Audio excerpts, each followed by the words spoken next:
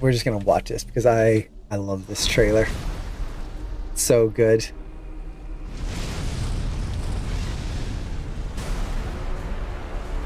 Hope it's not too loud. I mean, this is just epic. It's so good. The lighting and the colors. Oh. Behold, the king of the Koopas! Such good motion. Look at that posing there. That feels like it's the video game come to life in just beautiful detail. Open the gates! That was the moment that when the opening the gates, that just like I fell in love with it.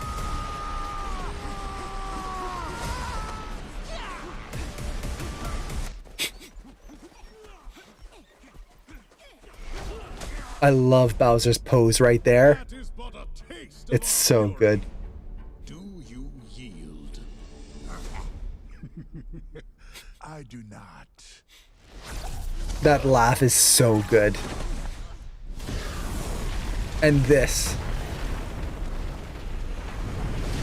That moment there. Finally found it. Now who's gonna stop me?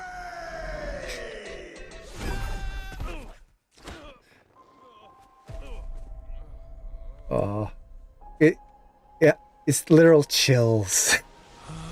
The music, the animation, the visuals, it's just like this is what I've been waiting for my whole life. What is this place?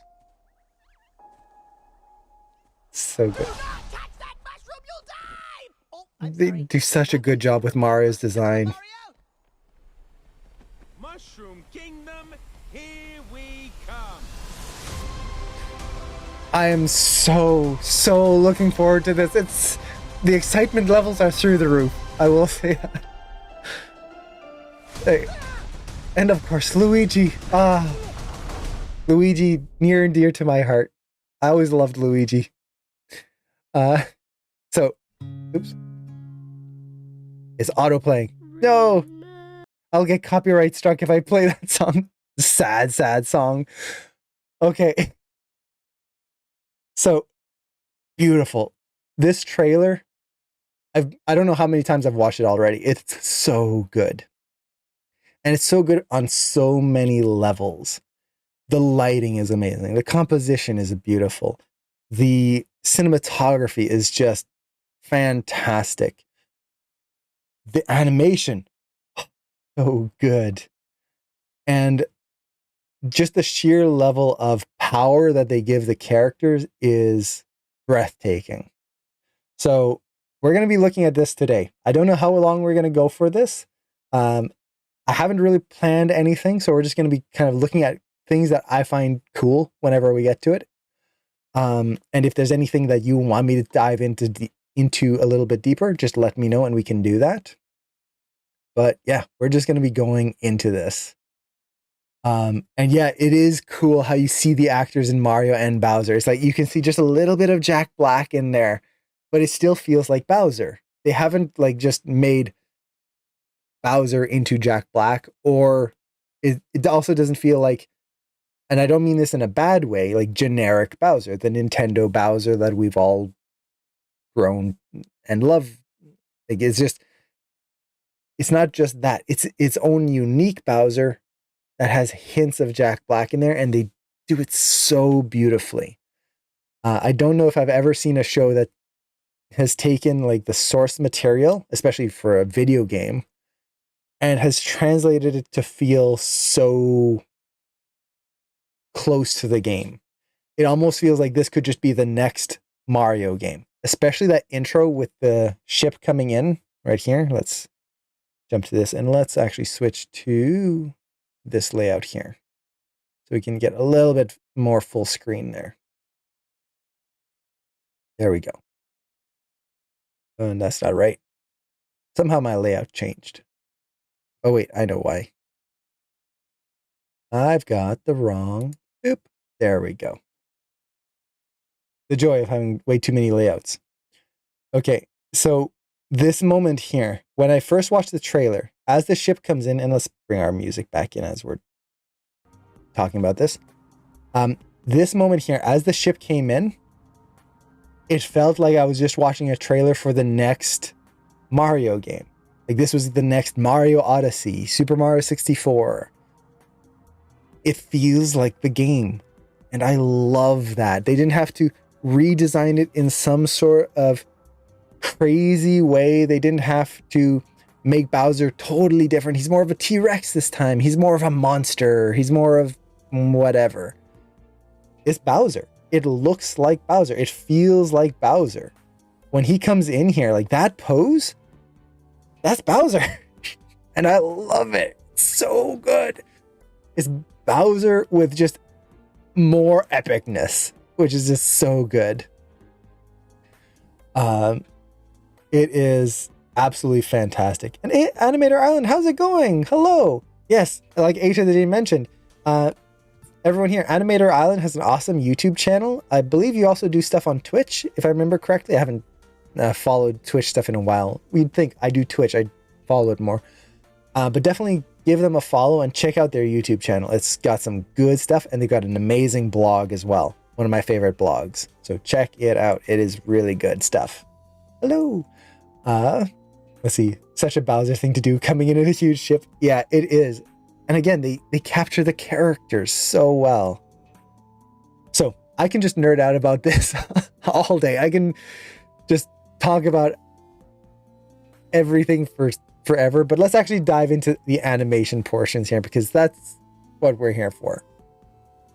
So, let's take a look at these clips right here. And once again, I'm not going to do this in any specific order or any specific topic. I'm just excited to nerd out about this. So that's what we're going to do. So let's just hit play, and we'll kind of stop it when something interesting happens. And let's see, it's playing the volume. Let's just mute it for now. So right here, the Magic Koopa motion right here is so brilliantly done. I absolutely love it. It's very subtle stuff. Let's actually just focus on just that motion here. So right here, the Magic Koopa appears, and the first thing that I absolutely love is the way they use the momentum to lead into the motion of the hand. So to kind of explain what I'm talking about here is, as the Magic Koopa appears, he's actually starting up higher right here. We can see his head right around there. Now, as he drops in, we can see the whole character drops in right there, and that momentum downwards caused the whole body to squash. Essentially, we're going from, if we keep it very simple, a stretch pose here into a squash pose, and that momentum of the arm coming down, following through, same thing with this one, continues into this whole motion right through there. And then we get this nice little overshoot right at the end. It's a little thing, but it just creates this nice weight to the motion, and everything feels connected, but without feeling, how to put it, stiff. It's not like the character's just coming down, and let's say, try to get my arm here. It's coming down and then up like that. See how my head and my body just come up together? No, you go down, and then you get this overlap and arc of the arm that's all coming from that initial momentum. It's really nice. Now, on top of that, they get this beautiful contrasting motion. And this is something that I look for in most of my shots, and I tend to have to mention to students quite a bit. That's really gonna, it's something that's gonna make your shots just feel cooler. Contrasting motion is when you have two objects moving in different directions, instead of everything moving together all the time. So here we have the momentum. Everything comes down. Arms come down, head comes down. Head goes up, arm comes up. Everything is coming up here, but the contrasting motion comes with the arms. See here how one arm arcs inwards? The other arm also comes in. So we're going out, in, opposite motions. They're not just doing this. Then from there, we have the arms separate out again right here. So contrasting motion. And then as this arm here comes to a stop right there, we then get the contrasting motion of the head coming up as the arm comes down. So you get this. And it creates this beautiful stretch pose right in here. Look at that beautiful line of action going right through with the secondary line right in there. This little bit of motion makes such a big moment feel bigger. Instead of just kind of coming up and he does this, where his head and his arm go up together, or as he goes back with his head, his hand follows along. This would feel stiff. By doing this, it feels grander and bigger. So right there. And not only that, they're working the face into it as well. Watch the facial features here. He's kind of lower down here, head tucked down. I love the glasses, that they're just big round things. The head is tucked down right here, and look at the width of the mouth. Or the beak, I guess you could say. It's this kind of more squashed pose right here. As they go through, see how the mouth stretches and gets thinner? So essentially we're getting into squash and stretch. Right there. So from this pose here to this pose, just in the head, we're feeling this dynamic change. The character's not just doing this and then that. They're going wide and squat to tall and thin, just with that face. And when you add that on top of the whole body, also stretching out here compared to here, where you can see it's kind of a little bit more squat. We feel that pressure, especially lower down right here. It really just emphasizes the entire pose. They are using the entire pose to sell this moment. And then from there, it gives you somewhere to go. So this is another concept in animation that can be very helpful in just kind of thinking through your poses and thinking, what do I do next? Especially when you want to exaggerate. When you kind of keep your characters neutral, it doesn't give you many places to go or to come from. So for example, if I'm here and I go into a kind of ooh shape and I don't change much, just that, I'm not changing much. But if I start with my mouth much wider, let's say here, and then go ooh, see that? How by having my mouth wider here, it makes the next moment ooh, bigger. Even if it's not like a very exaggerated ooh, like that, even if I'm just going, oh. I'm not going into a super exaggerated pose, but we feel that difference. Here, we get this really nice stretch. Big stretch in that pose, mouth wide open, so that when the character comes back here into what I would consider more of a default pose for this character, it's just the regular shape of the head, we feel that contrast from here to here. You really feel that stretch, especially in that kind of cheek, beak area right here in the mouth. So that is just a beautiful little detail. So whenever you're animating your own shots, think of how you can push that squash and stretch and contrast and contrasting action. It's really going to help sell your shots. So beautiful motion here. Now another little detail. This is just me nerding out, so I do apologize if I'm just jumping from topic to topic. Color composition. Yes, the color composition is beautiful here. Tangent. We're going on color now.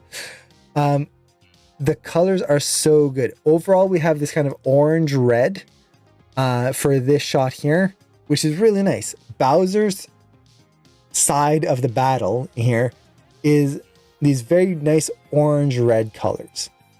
But if everything was orange and red, nothing would stand out. So we have Magic Koopa here in blue, and you can see how that just makes him pop out.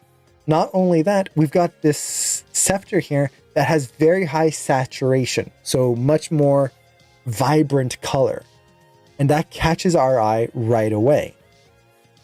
If we go further along here, we have Bowser, who comes in, and the way they push this contrast here is just by blowing out the background and foreground here and having it be more of a value change here.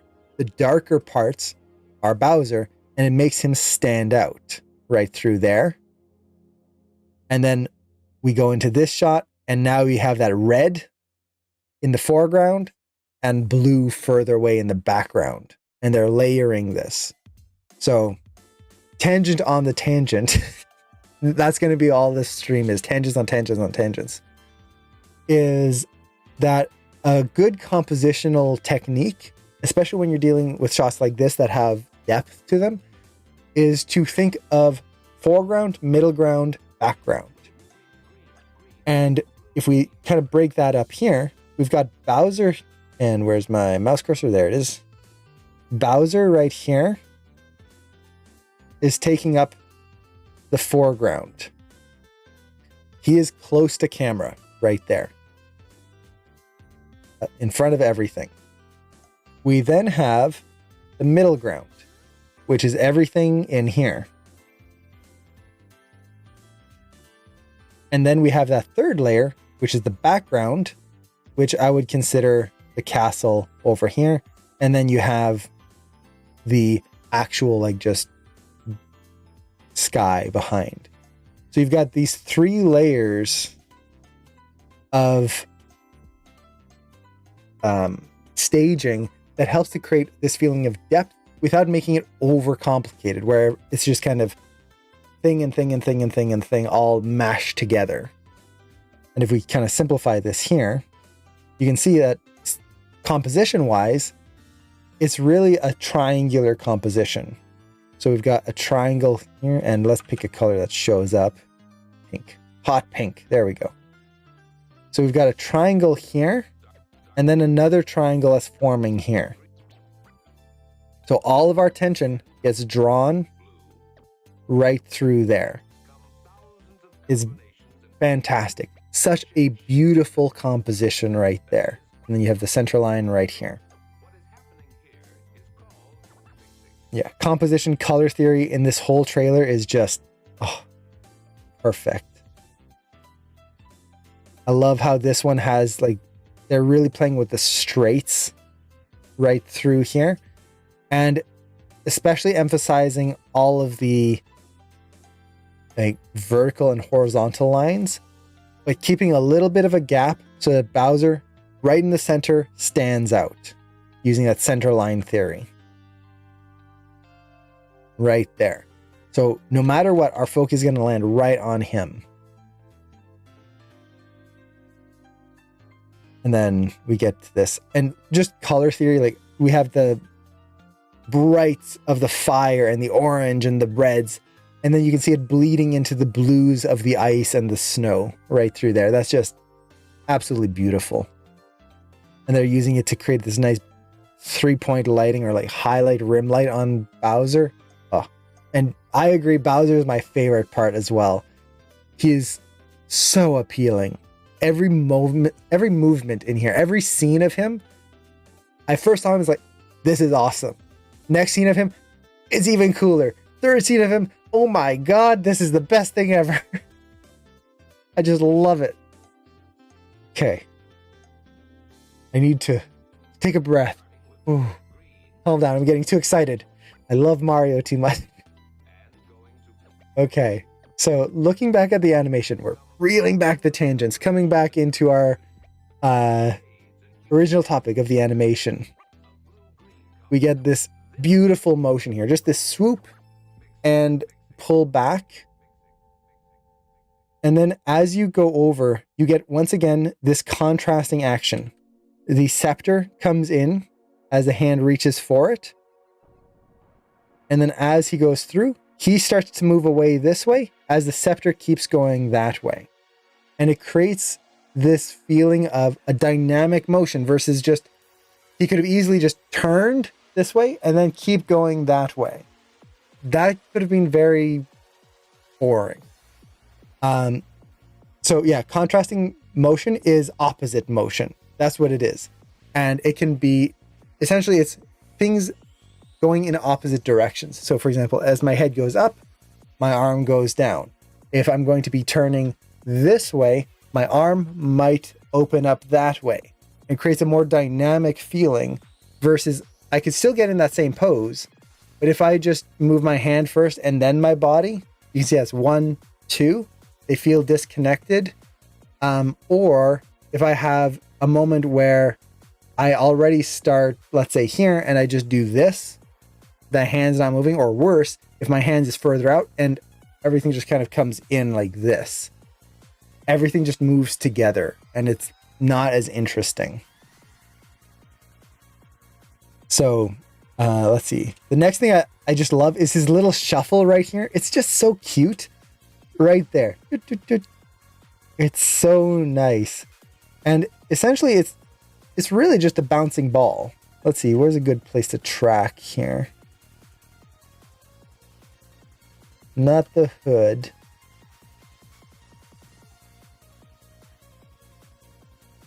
Let's just track. I'm going to track the back of the shell here. And this is not going to be super accurate because it's tracking a point I'm kind of guessing at. Because there's not really a solid spot that's not being affected by squash and stretch. So let's do something like that. Look at that. It's a bouncing ball. As he's going back, boop, boop, boop, boop. It's really just that bouncing ball principle.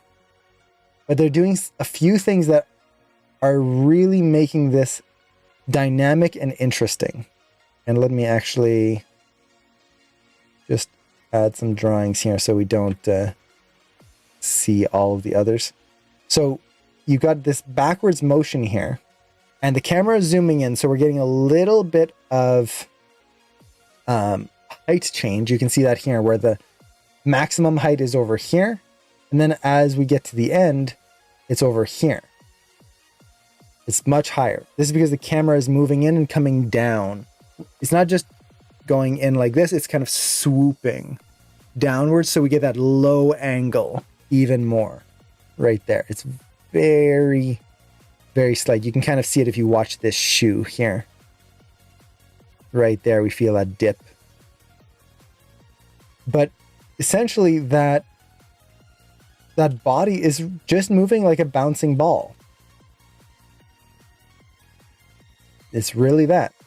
The only difference is that unlike a bouncing ball, which would bounce, and let's do this in a color that's going to show up. And yeah, that'll do. It would bounce like this, where you get that V shape at the bottom.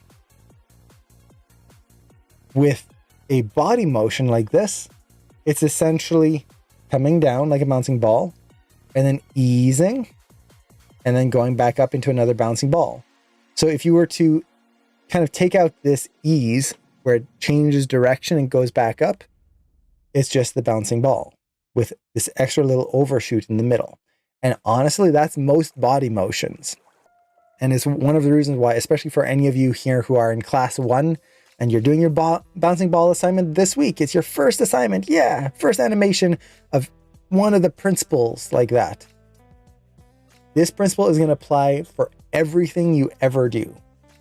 So right here, it's just that same thing, up and down as he moves back. And what I really love is how they are changing it so that it doesn't just kind of do doot, doot, doot, doot, doot. See how all of those are the same? It's boring. It's not interesting. Instead, we get this first one here that's a little bit, let's draw this a little higher. And actually, let's just show this by changing my drawings. Let's see, where's the last one? Okay. So if we draw this out, and let's pick a color that'll show up. And this is my shaky arm.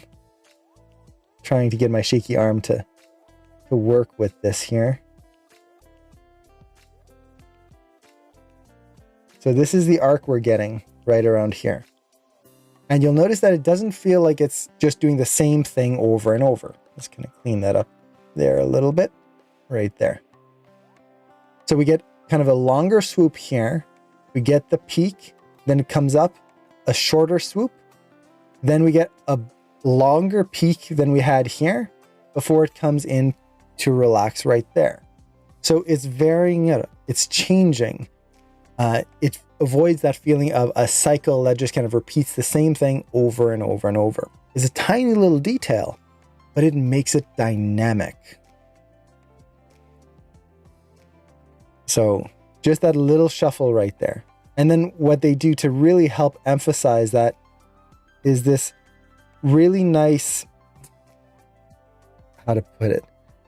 You have this beautiful motion in the feet where even though you don't see the feet, you can feel them shuffling back right here. But then on top of that, what I really like is how you have this kind of bounce of the body here. But if you watch the hand is just a little bit simpler. So it's not just going like this as he's going back through.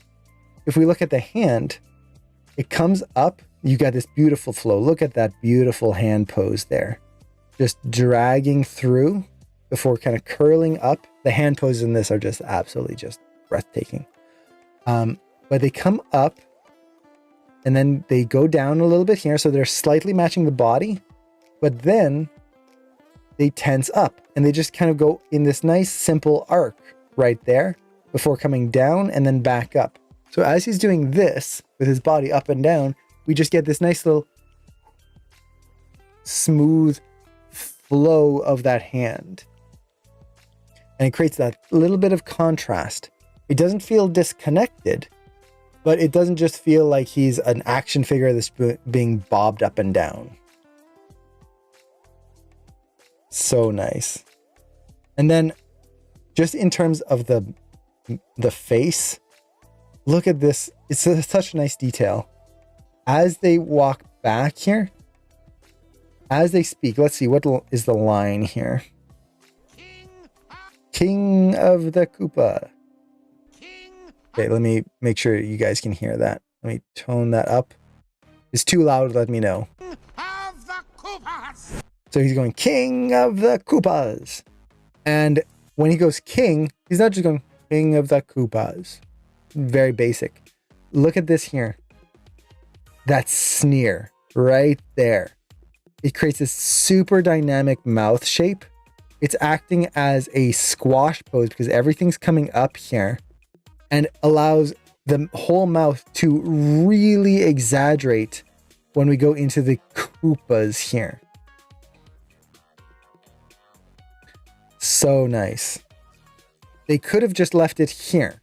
So he kind of speaks here and just leave it at this before opening it up again. But by adding that little bit of a sneer as he going cool puzz, it just adds that extra little, or king right there. King, that ing sound. They didn't have to put it. You could go king, king. And you could actually drop the jaw down. King, king, king. No. Because you're going to go Koopas, big open mouth, Koopas. You go king, bring it up, King of the Koopas. And that just makes it so much. Yeah, or actually they open it up on of. King of the Koopas. So see how they makes that bigger contrast? King of versus King of. King of. I could animate it like King of the Koopas. That's not as interesting. So that is a beautiful touch right there. And it just makes, it adds character to the character. It makes the whole motion more dynamic. Just very beautiful. They're really paying attention to the mouth silhouette with the teeth. You can see the teeth right back there. Very clear, beautiful posing right here. Let's see, I'm glad the Koopa Troopas have knee pads. Yeah, it is a nice little touch. And shoulder pads as well, I believe. Yeah, they have little shoulder pads. Let's see. So I see a few questions. I'll go over them in just a second here. I'm just going to finish up this scene. So another thing I really just love about this is when he says, of the, you can really feel that tongue. It's a very little detail, but see how you can see the tongue flick down here? Let's do this in a different color. The tongue is right here, and then it pushes down right there, and you can feel it roll in the mouth right here.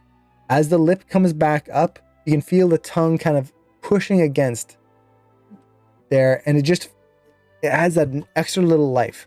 You don't have to flap the tongue around in the mouth, but keeping the tongue a little bit alive, having it have pressure or a relaxation can really add a lot of interesting detail to a shot and keep it from feeling flat and boring, especially when you're doing big open mouth shapes. You want to push that tongue motion. And look at that beautiful silhouette with a tooth right there. That's just so good.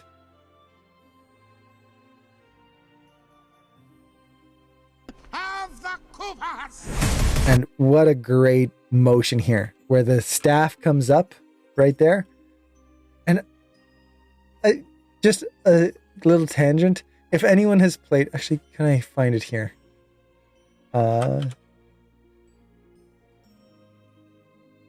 Brothers 3 wand.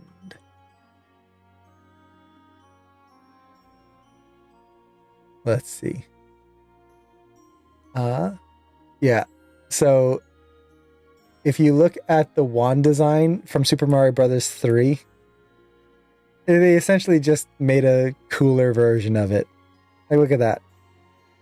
It's the same wand. That's so cool.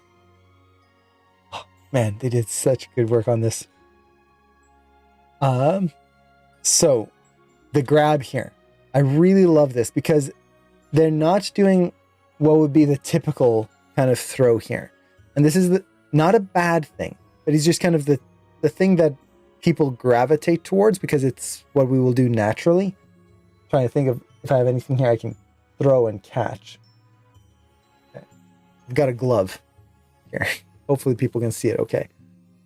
So normally what people will do when they do a kind of readjustment on an object is that they will toss the object and then grab it. So for example, I'm holding it here, so I'll toss it up and then grab it again. And I keep hitting my hat. And that's a really nice little detail. It allows you to readjust the hand on the object without having the hand have to like let go and re-grab and have to switch hands and all of that. You just let go, grab again. But here, what they're doing is he's bring his arm up, and that upwards momentum lets the staff go up, and he just does this where he lets go and then re-grabs it. So let's actually just look at this here. So you can see the arm goes up as he reaches the peak. If we just watch the peak of the staff right here, the wand, it's essentially just a bouncing ball right there. There's nothing really complex about that motion. Oop, goes down. But if we watch the hand doesn't follow that. The hand goes up here, lets go right around here, and keeps going up right there before coming down. So you get this nice contrasting motion, and I messed up my arc here. It's supposed to go a little bit more like that. So you get this nice flowing arc before get that contrast right in there, and it makes it even more powerful. It's a nice little re-grab, and it just makes it dynamic because we get two things out of this. We get contrasting motion in the directions. As the staff wand is going down, the hand is going up. So we get this contrasting motion right here. Not only that, but by having that little curve of the hand, as he goes up, the arc of the hand is going up like this. I'm exaggerating a little bit. S shape. And when he comes down, you get that nice straight down. So you're getting contrasting directions and contrasting arcs S shape versus a straight. And it just makes this whole thing feel really powerful. Not only that, they're pushing the lead and follow. So if we watch the head starts to go down first. Staff is still going up here. Head goes down, then the staff, then the arm. As the staff comes down here, it hits. The head is going up. It's contrasting that motion, and we get a nice little settle there. And if you watch the nose, there's this nice little arc that happens right through there. And talking about the bouncing ball, very good. I'm trying to master the bouncing ball. Let's go more into the bouncing ball. If we track the very tip of the staff right here, as it comes down, great mouth shape here, by the way. Me getting distracted. Look at how that mouth shape opens up. You really get that sneer right there before the mouth closes, and we really feel that simplicity in the curve there. So good. But tracking back our arc here.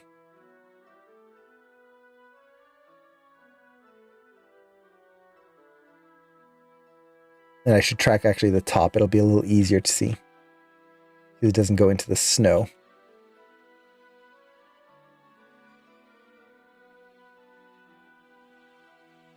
There we go. So if we look at this, and I apologize for all the...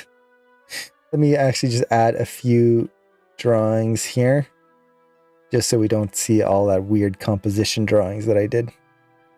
Okay, there we go. So as it comes down, look at that spacing. Eases out, gets faster, slams into the ground, and then right here, you'll notice that it eases a little bit. Well, this is the squash. Essentially, if this was a bouncing ball, it's coming down right here. It's about to hit the ground. I stretched this a little too much here. Let me erase this. We'll just do a little bit smaller of a ball. So it's coming down here. It's about to hit the ground right there. And then we get that squash right in here. And in this case, because it's pivoting from this point, it's pulling backwards and going into that extra arc right there. But it's essentially a bouncing ball. And the way that they're making this feel even more powerful is that they are skipping the contact frame. So right here, you'll notice that it feels like it's easing in. Like right here to here, and then it has the tiny little spacing right there. Well, it's easing into the impact. Isn't that what we want to avoid? Yes and no. It's not that we always want to avoid it. It's just that typically it softens the action. So for example, let's say we have our arc here, our spacing, gonna ease out, goes faster. If we did something like this, that little ease right there is going to soften the action. And hey, Juan, thank you so much for the sub. I really appreciate that. Thank you. So that little bit of an ease is going to mess up our arcs. But what they are doing is they are stretching it. So even though it's about to hit the ground, it's just slightly away. The whole pose is actually stretched out slightly. You can see that here with the motion blur. It's actually a little higher because of that blur. Motion blur, squash and stretch, it kind of all turns into the same thing. It's distortion of the image. And then when it hits here, it's squashing.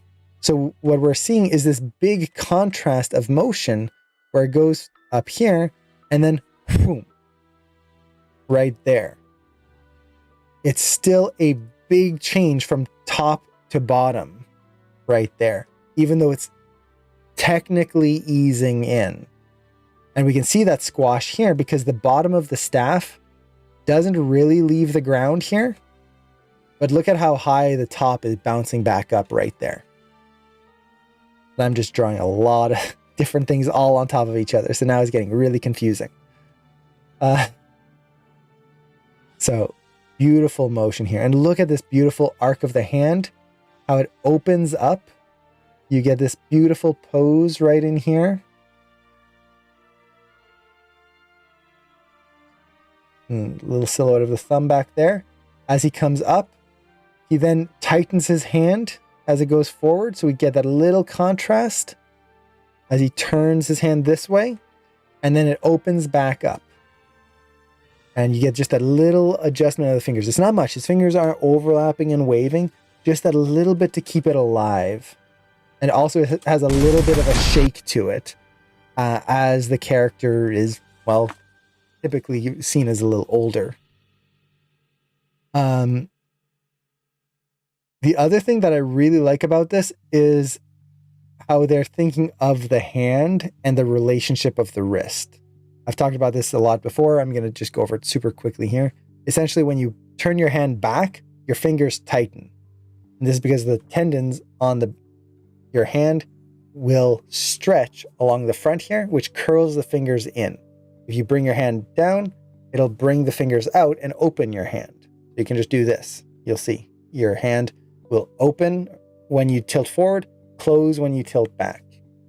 So here we have a little bit of that, where as the character's dragging their hand, their palm tilts forward with the drag. It opens up the fingers. Then as they change direction, the fingers kind of overlap, open up a little bit before they close up because the hand is now rotated this way, back. And then as the hand kind of overlaps like that, the fingers open up. So it creates this very nice connected feeling in there without just feeling like the fingers are flopping and they're made out of wet noodles. Let's see. So we've talked a lot about Magic Koopa. Of all the characters that we're going to talk about, the Super Mario Brothers movie trailer, we've got Bowser, we've got Mario, we've got Luigi, we've got Toad even. We've spent like half an hour or more talking about Magic Koopa. Which, to be fair, he's really cute in this. Or she. I always forget. He or she. But beautifully done. Just such a great animation there. Kamek. Yeah, Kamek, Magic Koopa. Or I guess technically Kamek is a Magic Koopa, and Magic Koopa are like the Koopa Troopas. It's the general term. Is Kamek not a Magic Koopa? Am I misremembering that? Magic. Okay, yeah. Kamek is a Magic Koopa, but Kamek is also Kamek. Yeah. Okay. Gotta get that lore correct. Cannot be wrong about this. I don't know why I always call it Magic Koopa instead of Kamek. Because they were in so many of the games. It's like, why not? Okay, so let me answer some questions before we go on to the next scene, which is Bowser, which is the scene I really want to talk about because there's so much good stuff. So let me scroll up here. If I did miss any questions, feel free to repost them. Let's see. Okay. Let's see. Let's see. A lot of time when rushing shots, my animation becomes stiff. A lot of the times the head and limbs move and stop at the same time. Yeah, when we're rushing shots, it can very easily run into those situations. And it's just one of those things that we have to get into the habit of keeping an eye on and making sure that it is not, or that we're just kind of constantly thinking about that. So for me personally, contrasting action is something I'm always thinking about. How can I push the contrast? Whether it's within a motion, so you have two things separating, or whether it's between two key moments. So for example, if I'm going to have a very tall, stretched moment, how can I make that feel bigger by maybe squashing the moment before that, and maybe making it wider, so we get that visual contrast in there. It doesn't mean that you always have to go to extremes, otherwise it just kind of bounces and squashes and stretches all the time. But I'm always trying to think, how can I build contrast in there? The other thing that I'm looking for is what I typically call invisible lines. And I've talked about this before, but invisible lines is when two things move and there will be times where we can't contrast the action. So I can't go like this. Maybe I'm going to go like that. And I'm going to point in that direction. An invisible line is if both hands move exactly the same. If you kind of imagine a line connecting the two here, as I point, it feels like they're just perfectly connected. Or it feels like at the tip of the fingers, something is kind of connecting them and they're just linked together. Or if I had, do I have anything longer than the thumb drive? Like this, and I'm doing this, and you can see how they're always staying the same distance apart. By looking for those and looking and noticing them, you can then make it a simple motion like this more dynamic by maybe having one hand go out further, or having just a little bit of contrast where as it's pointing, this one's going to drag because it's going to go further, so it has to anticipate. It's going to go like that and then out, and I get that kind of same motion. But see how that's more dynamic than this, where they feel like they're just linked together? You just get that. So I've added contrast, and then I've broken that invisible line by having one hand go even further than the other. Or it could be having it lead the action a little bit more. So you still end up in the same basic end pose, but you've broken it down in a more dynamic way. Let's see. I really hope they release an art book of this movie too. It is, it's going to be so good. Okay. Do the Mario swing. The French voices are more epic and deep. Okay, I have to look at that. I heard that the French Mario sounds a little bit more like Mario, so I'm excited to see that. And Koala, thank you so much for the sub. I really appreciate that. Thank you. I did hear that the French voices are interesting and really good, so that's gonna be fun. Let's see. Okay, just catching up with the chat here. The shell under the cape, yeah. Koopa's their shell anatomy doesn't make a ton of sense. Okay. Oh, I have a question for anyone. By the time you spline and polish, are your keyframes still organized and clean? Or do you usually have many offsets causing your keys on different parts to be messy, not at the same time? It depends on the project, but typically by the time I'm done polish, I've got keys all over the place because of two things. One, I've offset things a little bit here and there.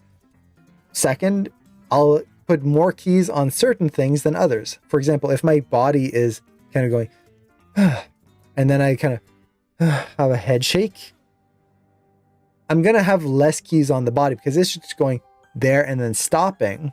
And I might have a moving hold in there. And then I'm going to need more keys on the head. And maybe if I have an eye roll or something like that, I'm going to have much more keys on that as well. So I'm going to have this offset or this discrepancy between the keys at some point.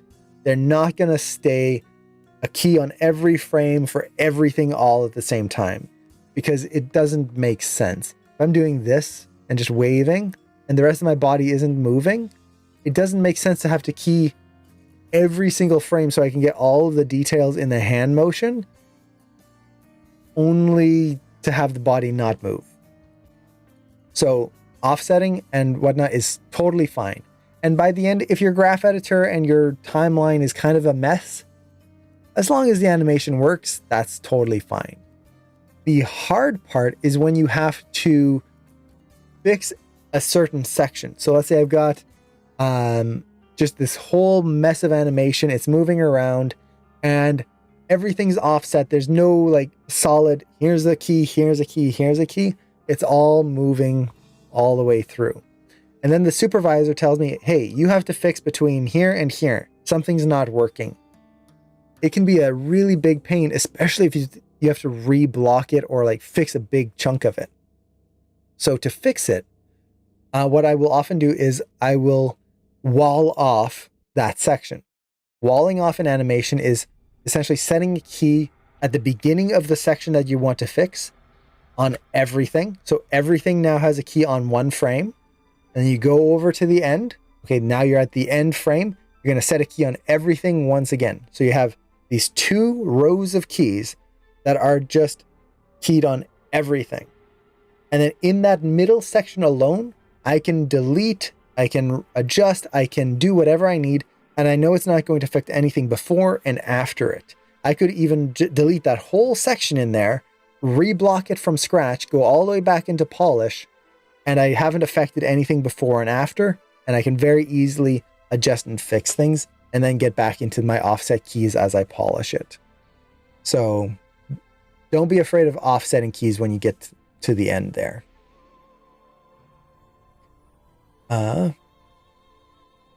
see.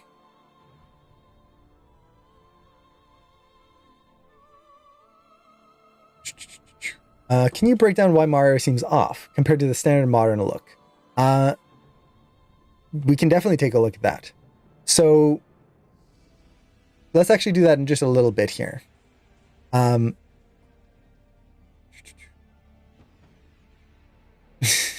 The fact that you're making me excited about animating more bouncy balls by explaining this, I'm glad.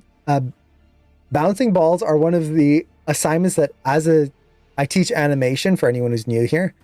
It's one of the concepts that I see a lot of students kind of just go, I'm bored. I don't want to do this.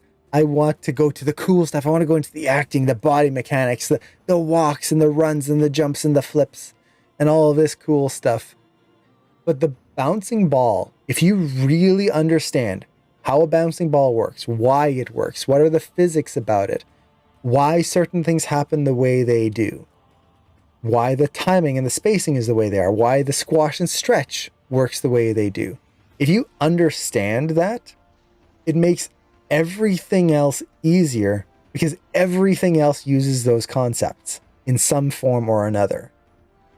So it's one of my favorite things. Let's see. Okay. Let's see. And then someone asked, how long or how much time would it make to make, or how much time does it take to make a movie like this? A movie like this, probably in production for Fibonacci, like 7 years. Yeah. This movie could easily have been in production for the last 7 years. It doesn't mean they've been animating it on that whole time, but between the whole pre-production, getting the rights, figuring out the concepts, what's the look going to be, the concept art, all of that stuff, 5 to 7 years, definitely. Typically a film is like 2 to 3 years. That's like a really good turnaround, very fast. And typically you're animating for a film, it depends on the production, anywhere from 6 months to like 2 years or 3 years. It can really change depending on the project. And sometimes you get in production hell where it just goes on forever and it could be in like 5 years. Okay.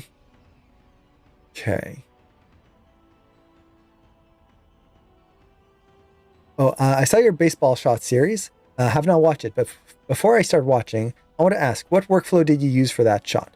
That shot, I worked on a post-pose workflow, specifically to demo how I would break down the poses from the reference.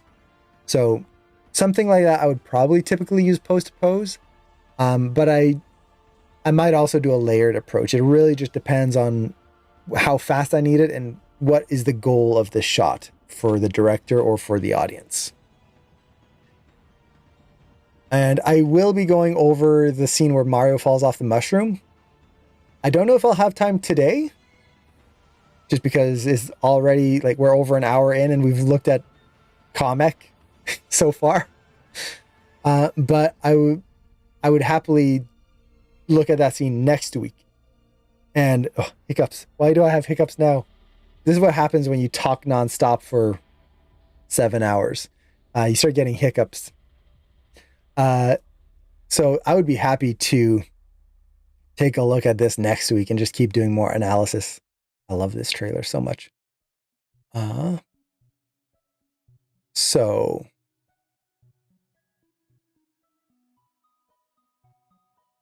let's see. Yeah, and in terms, Koala, in terms of 2D art, since you can't offset things, at least not in traditional 2D art, you want to build in the offsets in your key poses and in your breakdowns. And that's where it's just very important to really push your breakdowns and to really understand how to exaggerate things. And don't be afraid of redrawing. If you actually watch 2D animators work, they're going to redraw whole sections to really exaggerate the overlap and the overshoots and whatnot. They're still working pose to pose, but it's just kind of a different way of approaching it. And take care, Animator Island. I'm pretty late to that, but thanks for dropping by. Let's see. And did I hydrate? I did not. Thanks for the reminder. And I do want to do a new rendering demo at some point. I just need the time to do it. Let's see. With regards to the offsetting keys, is there a clean way to handle that without, for instance, copying the section that needs to be offset into an animation layer? It really depends on how much animation you have on that section. For the most part, I will just take my section that I need to offset and just offset it right there on the control. But if you have, let's say you have keys on ones, every frame has a key and you just need to offset this section over here. If you move it back, what it's going to end up doing is bumping into all the other keys before it. And you're going to get a mess in the graph editor and just in general. So if you're going to do that, what I would typically do is just delete the keys I don't need and then move them back. That way I just simplify the curve.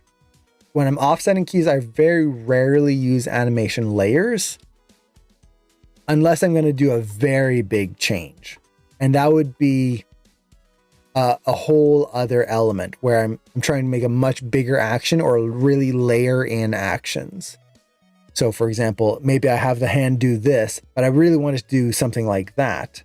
I could, instead of trying to repose everything and hope for the best, I can just add an animation layer that changes the height. And there you go. Done. But if it's just offsetting, just to, for example, let's say I have a head bob and I'm feeling slightly off compared to the body, just take the head animation, boop, nudge it off right there. No animation layers needed. Okay.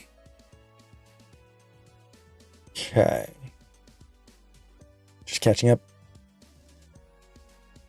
Let's see. If possible, I do want to see how you would use the 2D workflow into 3D step blocking plus. I did that in the baseball shot that I did, where I was working on the swing of the baseball bat and I was using more of a 2D approach. So I was offsetting the poses without offsetting the timing or the spacing or the frames. I was just like, I have a pose here. I've got a pose here. There's a pose in the middle. Okay, how can I offset that so that we feel the shoulders lead versus the baseball bat and then swing through? And that was all just adjusting the poses themselves versus offsetting any keys or anything like that, or working in a layered method, anything like that. See, any tips on creature animation? I'm having problems in work and I just have few experience in animation. Okay, so if you're doing creature work, I know we've gone a long way from the trailer, but I love questions, so we're going to go over that here. Let me actually I'm just going to open up Clip Studio Paint so I can draw super quick. I'm just going to give a few quick tips, and then if you have anything specific, let me know. And I'm going to give you a resource here. Right here. Boop. That link that I just posted is a great link on how to approach animating quadrupeds. So, in terms of selling the weight and in terms of making the creature feel believable, the big thing when you're animating a creature, let's say, I have to draw a creature here. I'm just going to keep it very simple. So,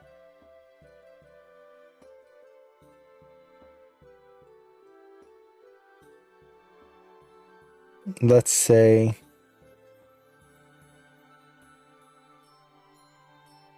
this is just super rough. Oh, whoa. That's what happens when your hand blocks the other pose. You forget where the ground is. And I'm drawing a bear right there at this point. Okay, there we go. Okay, so let's say we have dog. dot, dot, dot. Question mark? Dog. So, got a big fluffy tail. So, as we work on this creature, there's two things that will help you simplify the pose or simplify the animation and get better weight through it. The first thing is to simply think of the creature as two bipeds. Instead of trying to think of a quadruped and thinking of how all the different body parts. It's get on the right layer here. There we go. That's going to help if I'm actually on the right layer. And I don't even have my right brush. Oh, body parts instead of body. There we go. Ah. Party. I cannot write today. My brain is not in a linguistic mode. Okay. Let's get back into this. So,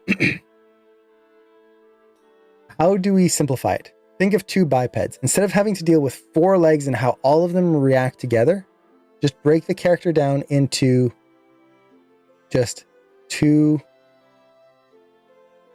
bipeds here. And even though technically like this looks like it's going backwards, it's going to be the same mechanics as if you just think of a character walking like this and you have two bally rigs, essentially just ball, hips, and legs. And you just animate that. Don't worry about how they time together. Don't worry about how they'll react in tandem. Just focus on the chest first. Get that momentum, get that weight in there. And then you add the hip. So you can see this process right here, where to animate this, they animated the kind of overall motion of the body first, just how they move through the scene. And then when they were refining it, they first worked on the chest, then they added the legs, just thinking of those basic motions, and then they added the hips afterwards. So it's just one at a time. That really simplifies things and avoids you having to fight all those contacts all at the same time. So that's going to be the most important thing. The other thing to keep in mind is as you're animating the quadruped, you want to watch the bone of the upper leg as well as the bone of the lower leg. Those should almost always be parallel with each other. If they're not parallel, typically it means something's gone wrong. So those two things, honestly, will get you a long way. Now, in terms of just general notes that can really help sell more weight and more believability, is that from the front view, the front legs will tend to, it depends on the animal, tend to be a little bit narrower than the back legs. So front, back is going to be a little bit wider here. So that space there is going to be a little bit wider than the front. And the big reason for this is the back legs typically are the power of the animal. They're the engine. They're the force that pushes the animal forward. So it's all built for power. It's why those legs are bent the whole time. They're not straight, is because it's essentially a coiled spring ready to be released and push the character forward. The front legs, you'll notice, are much straighter in comparison. These are the support for the animal and the finesse, the steering. This is what the animal uses to interact with the world, just like we do with our hands as much as they can. And it's also going to be what steers them as they move. So it's going to be much more refined. It's also supporting the head. So if you had a big wide stance and you lift one leg, that means you have to really shift your weight over. So your head's going to be doing this as you walk. By keeping your feet closer together, it keeps the head more stable, like this. So you get much more finesse out of that. So they stay closer together. And a very big generalization is that you can tend to animate the front legs in a more feminine way, so more graceful, whereas the back legs tend to be animated in a more masculine way, more stompy, more heavy in terms of their movement. Cat stepped on keyboard. Oh, I miss those days. Except when my cat stepped on a keyboard and literally deleted my entire animation file as I was working on it. That was not such a good time, but I still do miss those times. So those big notes are the big things that, at least for me, that really helped me understand how to just look at what I'm animating and simplify it. Now, there's a lot of other mechanics, but a lot of them will depend on what you're doing in that shot at that time. Is it running? Is it galloping? Is it sneaking? Is it just walking? Is it jumping? There's a lot of specific mechanics that can help with certain elements in those, but the biggest one is just simplifying it down to front legs, back legs, and just think of it as a chest moving through the scene. Forget about the back legs, just get that front working right. So I hope that helps. If you have more questions on that, definitely let me know.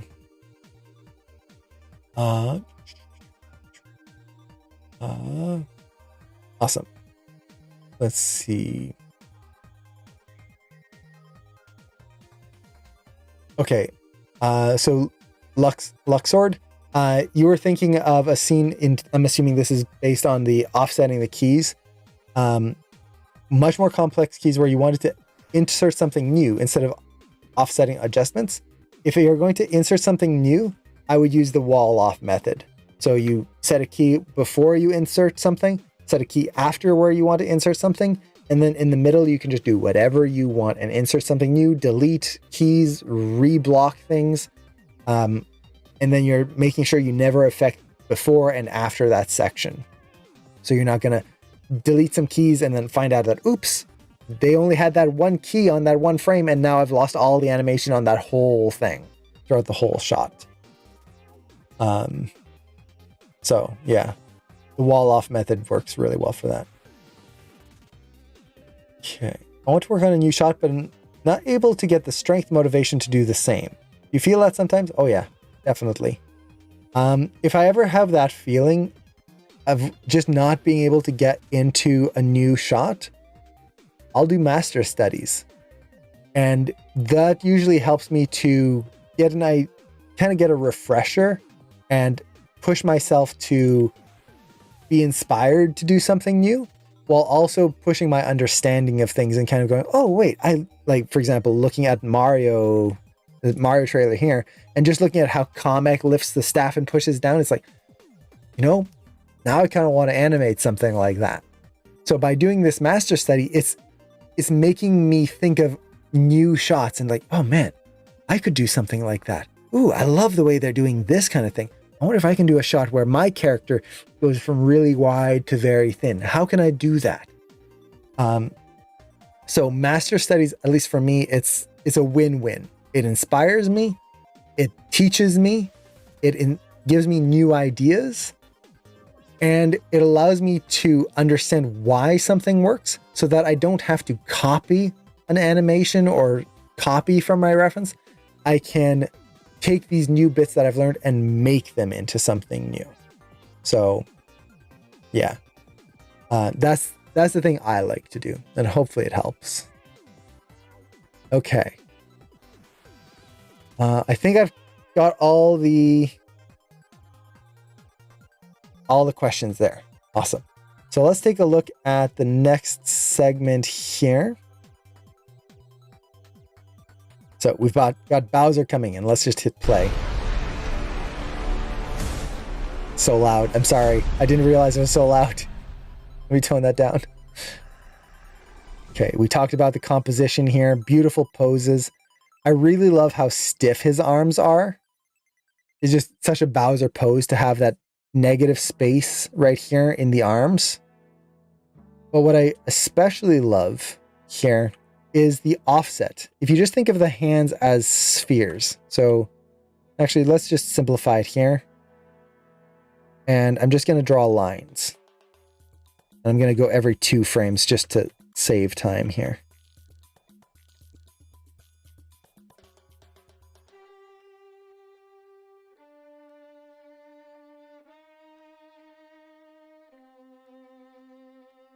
Okay, so let's do the same for the other side.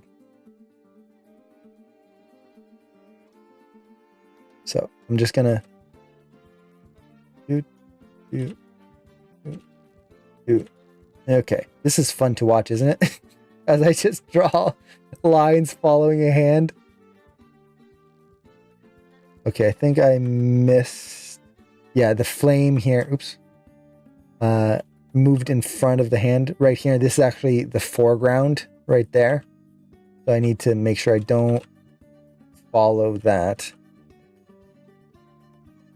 You can see it here, how the hand goes up there. I have to watch the knuckle.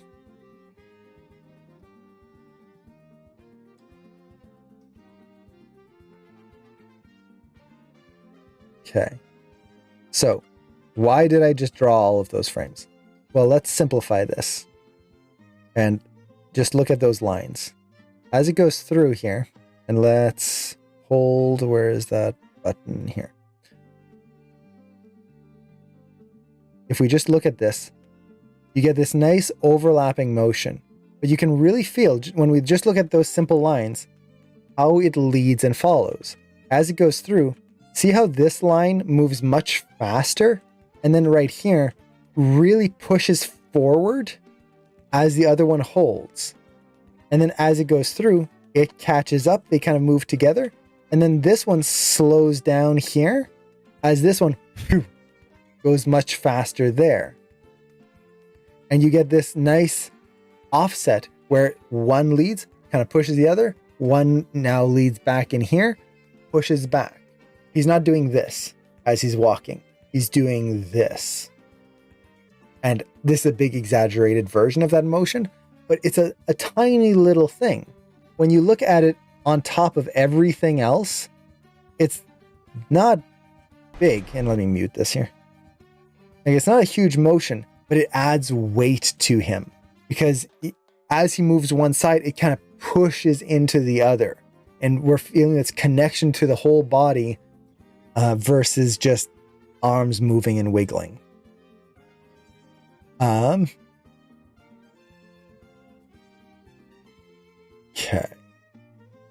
This is just so cool. Great weight in the walk here. The way they're pushing the weight here. Let's just watch the head. This is going to be the clearest point because we can track the horn here. Is just pushing that spacing downwards. Right through there. So if we look at this here, see how it, once again, it's a bouncing ball. It goes up, it eases in right here, and then as it comes down, goes really far down, and we get that swing across. It's all of that weight, that momentum pushing through before it comes back up. And then as he comes back down here, we get that swing across again. So as he comes down, all that weight and momentum has to go somewhere. It's not just going up and down, it's going up and then up. And you get that extra motion through there and it's adding just that extra little bit of weight, which is just such a nice little detail. Okay. This, just a great pose in general. Like that little shine in the eyes. Whoever rendered this scene and did the composition and all of that stuff, whatever team worked on that, A+. Like that little shine right there in the eyes, it just really makes the character pop. And honestly, it looks almost it's really terrifying. It's just so good. And then you get this big jump in the weight. Nice stretch pose. This is squash and stretch. Here's the stretch. There's the squash. Look how low he drops in there. And you feel that big weight of the tail. It feels very organic. That's just so cool. And you even get a little muscle jiggle right here. If you look at right in that section, see how it pops? You can see the lighting pop and then it holds still. It's only for a few frames. It's 1, 2. Yeah, it's just like 2 frames. One kind of compression right here and then relaxation right there. And it's hidden within the motion, but when we watch it at speed, it just adds that extra little shake versus the characters stopping.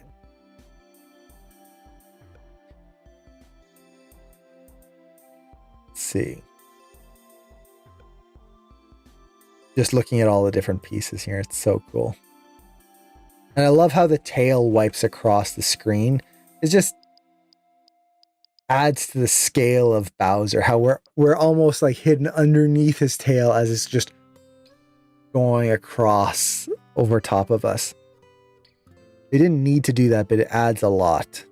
And that the subtle weight shift here, you don't really see it much, but you can kind of feel his shell. If you watch the spines, they rotate over screen left, and this color does not show up anymore. Screen left, and then a little bit back screen right, just in the rotation of his shell. Now here, this was the scene that I wanted to get to right away, because anytime that Bowser is speaking is just glorious. Absolutely glorious. So let's listen to what he says here. Open the gates. So it's just open the gates. Open the gate. But the timing of it is fantastic. The spacing of the jaw motions, the way they lead and follow the expressions, the way they push the squash and stretch, it all is just so good. So for example, here, he's going to go into open the gates, and they could easily just go right into the O pose here. So this is O, for open the gates. So we've got that, and this is where we're starting, let's say right here. So this is our start frame. Right there. Let's get rid of this. Just clean that up. Okay. So we've got our start frame right here. And I apologize for my handwriting. It's so terrible. I need to learn to take time to actually write with proper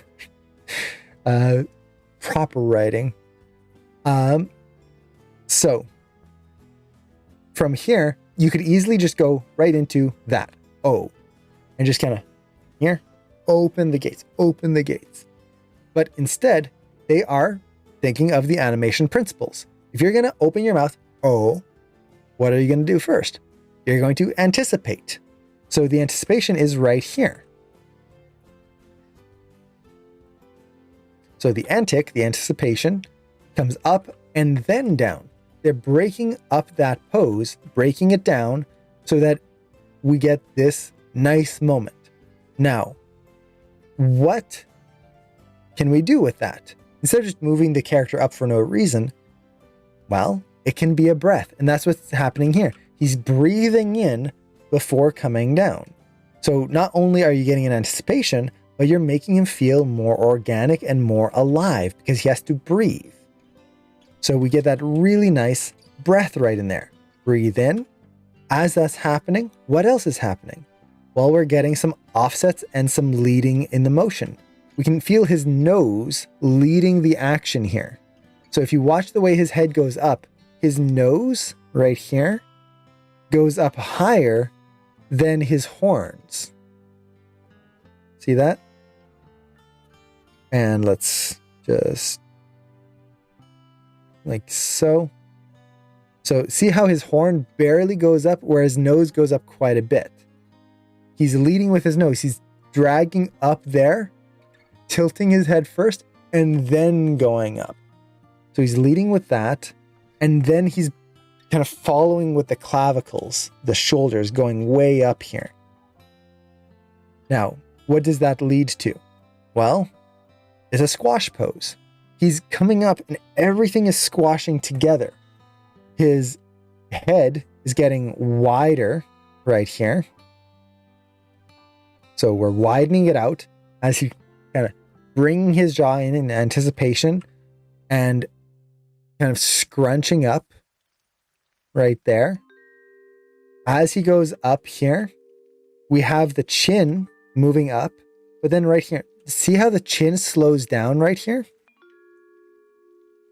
So it goes up very fast and then it slows down here, whereas the nose is speeding up. See this? The nose is continuing to move up as the jaw is starting to reverse its action, building contrasting action. So we've got squash and stretch. Now we've got the jaw leading the action downwards here and then pushing forward into the O, which is now the stretch pose. And see how his head has narrowed? Right there? Thinned out. So we get that really nice squash and stretch. Even here, it bunches up. Now, with his design, he's got these big dinosaur type cheeks in there. You're not going to do that with a character. Your characters aren't going to go. It'll feel like they're chewing something all the time when their cheeks puff out all the time. But we can still push that quite a bit by exaggerating the jaw, kind of compressing in, pushing those cheeks a little bit more, and then really feeling that pull in here and that kind of straightening in there. And it's not much, but it really adds. You can also squash and stretch the head, which we're doing, or we're seeing here. Like if you just look at the top of his head, think of it like a dome right here. Right there. If you just look at that shape, even that shape is squashing and stretching. It's not much. If you go too far, the heads are going to look like marshmallows, no bone structure whatsoever. But you can push that. So if you can push the skull a little bit, you can definitely push the jaw. Okay. What else are we seeing here? So much good stuff in here. As he goes up, there's a beautiful connection in the eyes, the brows, and the mouth. So as he comes up here, you really feel those lower lids pushing up here, compressing as he's kind of tightening his whole face right there. And then as he stretches it open, look at that change in the eyes. You can feel the whole shape open up right here. And the actual shape is very simple. If you were to actually look at the eyes, it's probably right around the corner, would be a little lower, right there.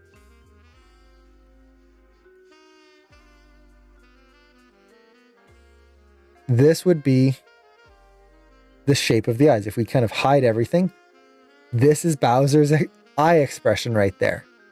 It's nothing complex, really. He's just kind of looking forward, open-eyed. What makes him angry? It's not the shape of the eyelids. Those are just kind of opening up in a really nice contrasting way. They're popping open compared to before where he was more squashed. But the thing that makes him angry looking is the overlap of the brows, and in his case, even the sneer and the snout. And this is very important, especially for anyone jumping into your first facial animation. I see it over and over and over and over again, where students are going to try and shape the brows to make a character look angry. Or sorry, not the brows, the eyelids. So just with the eyelids, you're going to get something like this, where, so it's going to be something like this in the eye shape, and even something like that to make a character look angry.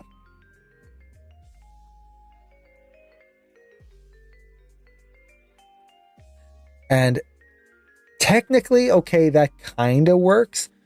But if you're trying to do anything that's anatomically correct, our eyelids, let's add the brows here. So the brows would be up here. Our eyelids can't change shape like that. They just can't. There's no muscle that's going to drag those eyelids down. This just looks weird. because the brows are not connected to the eyes in any way, and the eyelids are just shaping themselves in whatever way they want. Instead, if we look at Bowser, the thing that makes him look angry is the fact that the brow overlaps the eye shape here. He's got massive brows. So there we go. So he comes through here. You get this nice shape right through there. So if we kind of look at this and then simplify the eye here, right through, and look back at what we've got, that now looks angry. The eye shape didn't change at all. We've still got that very basic eye shape, just open, and if honestly, like if he didn't have his brows down, he would look kind of shocked because they're open so much. What's making him angry is that overlap, and especially it's getting close to overlapping the pupil and the iris. That's going to make it so Browser. That's a good one. So he gets this overlapping shape, and it just adds so much to that depth of the pose. Not only that, but we then get the sneer here that helps to push that lower lid even more. So we're exaggerating that kind of push in there, and we can do that with our cheeks. If you're really going to get a character really pissed off, push those cheeks so that they start to push into that lower lid ever so slightly. And then here he's just got his nose, which just a very big nose. So if we kind of look at this now and compare, suddenly that feels really angry because we're getting that connection where everything is leading into the center here.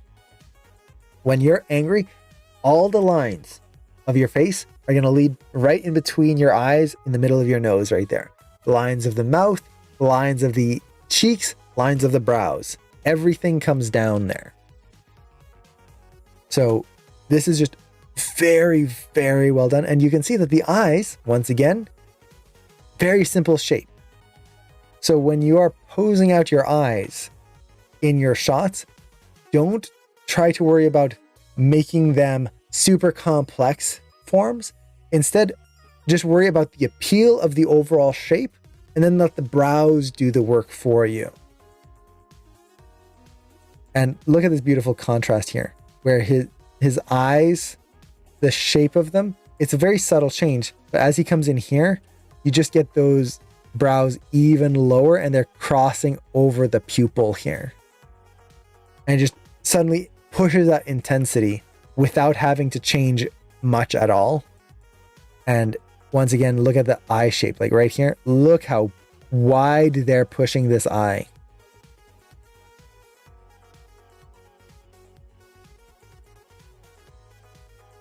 Do not be afraid of really opening up your character's eyes in your shots. It's going to be so much more interesting. Because look at that. You can really feel that drop when the brows just come down. And they've pushed the intensity here. This is another thing that I tend to tell students quite often, is you want your poses to become more intense as they go through, or you build to something. So here we have the last moment here where he's angry. As he walks in, he's at this stage, and in the middle, let's kind of find a neutral place where he's not yelling. He's here. Yeah, right around there. So if we kind of look at these three poses, look at his eyes. See how this expression looks angry. It's pretty angry. If we go to the next one, oh, suddenly it's angrier. Last one, he looks like he's going to kill someone. So even though his expression didn't change, he's still just angry brow looking forward. We feel a progression in this shot. we feel a change between here, here, and then here. And they're using the head angle to do that. So here his head is slightly angled down. Here he's now looking more upwards, more forward. And then at the end, really looking down. He's just doing this, where his head is down and he's looking through his brows. And it really helps to sell that pissed off attitude and feeling in there. So good. I love this. Yes, exactly. A to the J. Now, just this is an aside that for some reason, I've been playing Mario games my whole life. I grew up, my very first video game was Super Mario Brothers on the NES, and I still have the NES right over there. You can't see it because it's tucked in, but I still have my old NES right there in arm's reach. And I've been playing Mario games forever. And something that never really popped until I was looking at this trailer and just kind of analyzing it is that Bowser has no front teeth. He's just got a gap right there. He's got two rows of teeth and then nothing. Not even little tiny teeth like cats have, the tiny little teeth. No, nothing. And it's just kind of weird and yet super appealing for some reason. Like the character designers did such a good job with that, and kudos to that.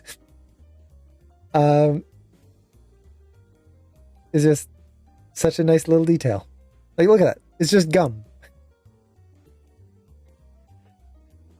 Now, going back to the face and its connection to everything, the other thing that I love is how they are pushing the lead and follow. Now, in facial animation, one of the worst things that can happen with your facial poses, there's two main things. Is the first, everything moves together at the same time and at the same rate. Fibonacci. People hate that movie. It has a special place in my heart. I weirdly love that original Super Mario Brothers movie. So the first thing is that everything moves at the same time. So as the brows would go up, the mouth would drop down at the same time, or the eyes would start to open. Everything just kind of moves together. The second thing is that as the face moves, the spacing and timing of it is too slow. I've talked about this in depth on these streams because it's probably the number one thing I see in facial animation is when we first learn it, and I fell into this pit many times, many times when I was a student, is that you never move the face fast enough. You think you're moving it fast, you can typically go faster. Expressions change very quickly. So for example, here, when we are going to go from here, this is the anticipation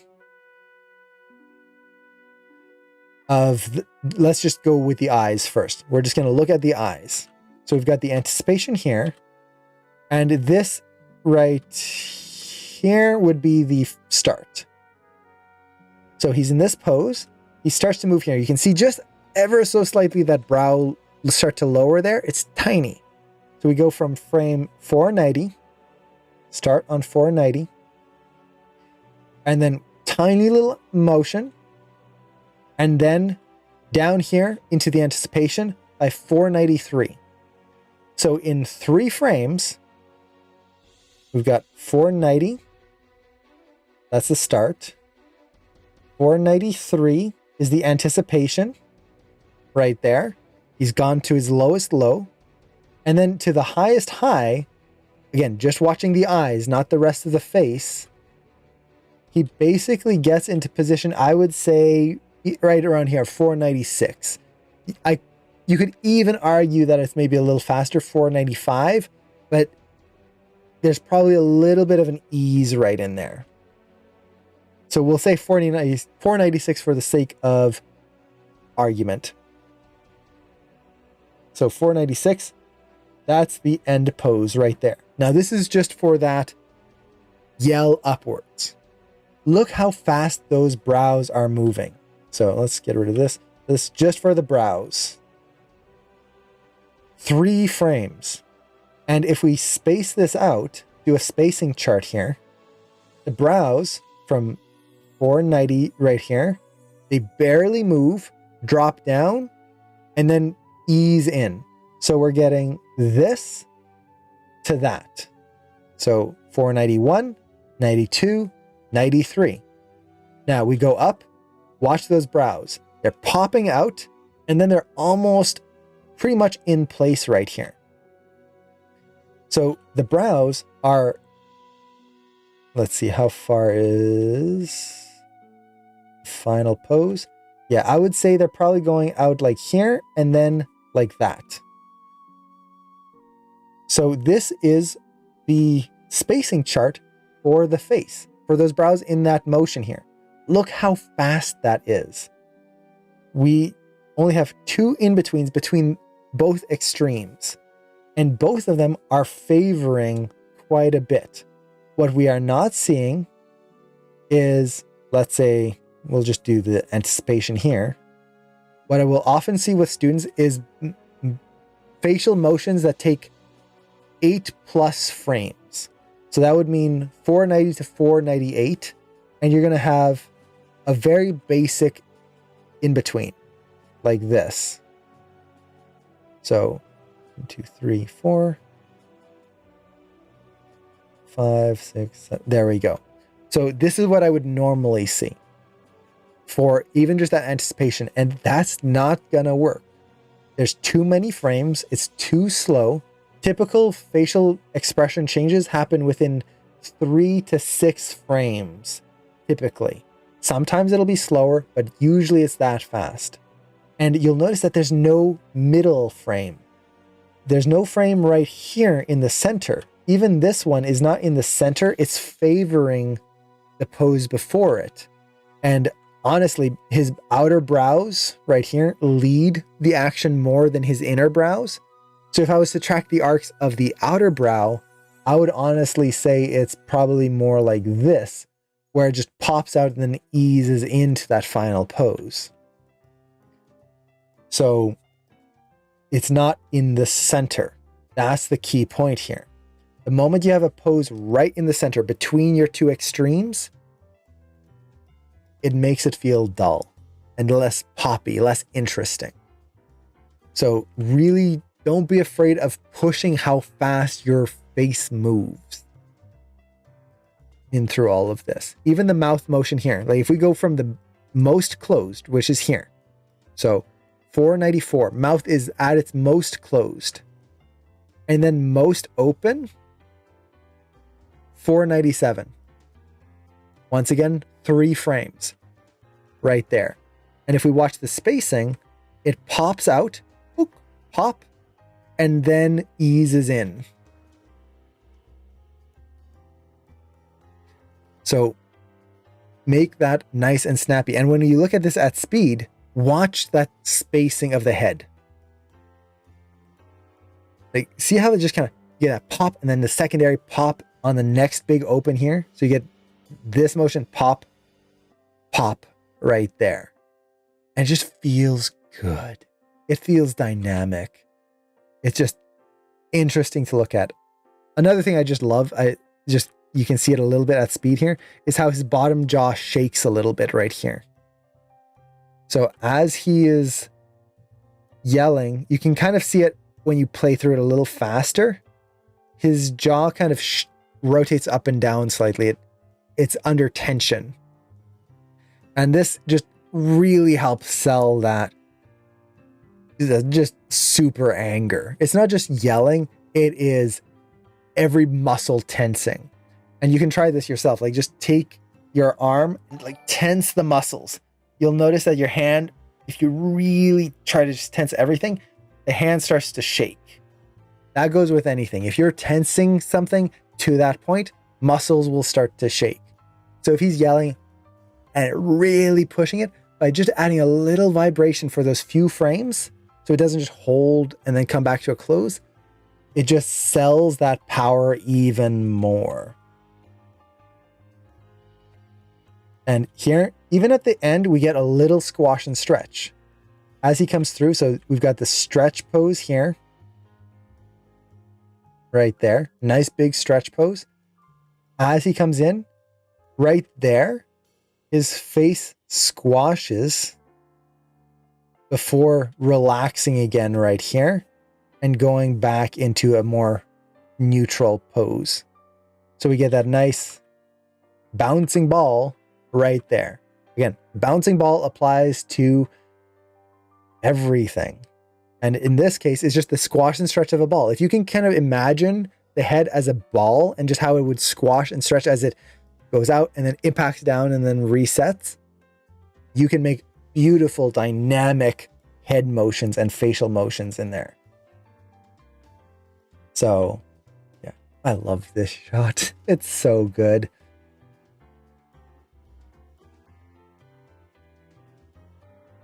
Even the little tilt of the head, like if you watch how his head tilts back here, that's such a nice feature, because as you're doing facial acting, it can be very tempting to just act and tilt this way, especially like a 3/4 shot. You're just talking and you're tilting this way, and the jaw and the head open up in the same axis. But if you can talk and have the head turn and tilt and then gesture, that adds so much in there. And that's what they're doing here. They're tilting the head back, leading with the chin, and then leading with the nose on the way up as the chin drags down. And it just creates this dynamic range of motion instead of just head goes up, jaw goes down all the time. And even when he closes his head, very slightly, if you kind of draw a line right through the center here, you can see that his head tilts just a little bit right there. So he's going and straightens out a little bit. Such a nice detail. I just love this. It's so good. Whoever animated all this, and honestly, the whole team at Illumination, if any one of you ever sees this, A+. Like, this is something I'm going to be analyzing for days. This is just pure gold in every single scene. Like, just watch the cheeks. Watch the outline of the cheeks as he talks here. And let's actually, just for the sake of it, I'm going to... Let's set our frame range here, right there. And I'm going to switch the playback speed so we can see it a little bit slower. So just watch those cheeks as he goes through, and we're just going to turn off all of our drawings here. You can really feel that squash and stretch and how it really brings that face in, makes it more dynamic. You can really feel that lead. Like as he goes up for that last yell, watch how the brows lead that action. They go up and then the head goes back. And actually, let's slow this down even more. Okay. The other thing that I'm noticing playing it here is when he first yells here, he leads with his nose. So as he goes here, leads with the nose, then the brows come up here in this contrasting motion as he opens his mouth. Right there. Then the next one right here, he leads with the brows first and then opens his mouth. So it's not just repeating the same thing both times.